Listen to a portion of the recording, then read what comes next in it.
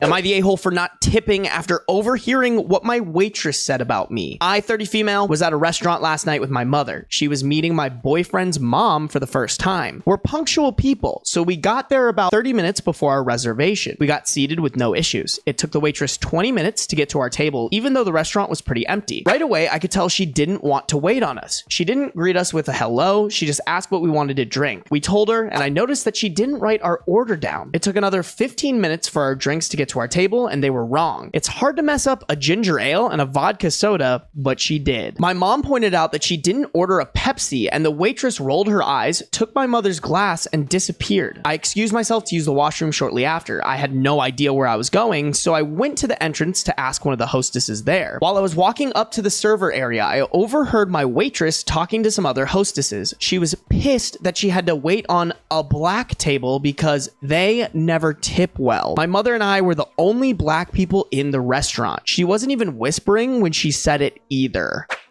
I mean, look, I was already okay with no tip in general because she was a terrible waitress, but then she brought race into it. I wasn't stunned, but her lack of effort started to make sense. I interrupted their conversation and I asked where the bathroom was. I didn't let on that I had heard what they were talking about. When I got out of the bathroom, my boyfriend and his mom were already seated. My boyfriend and his mother are white. When my waitress saw the rest of our party, she did a 180. Her service was stellar. She took notes, told jokes, and our water glasses were always filled. She didn't make another mistake. Because the night went so well, I decided to treat everyone and pay the check. She gave me the machine and I smiled at her while I keyed in 0% for a tip. She didn't notice until after the receipt had been printed out. By that time, all of us had already started to leave. She tapped me on the shoulder and asked if I had made a mistake on the bill. I told her I didn't think so and looked at the receipt. She asked if there was a problem with her service and I said her service was fantastic. But since I was a black woman, I don't tip well.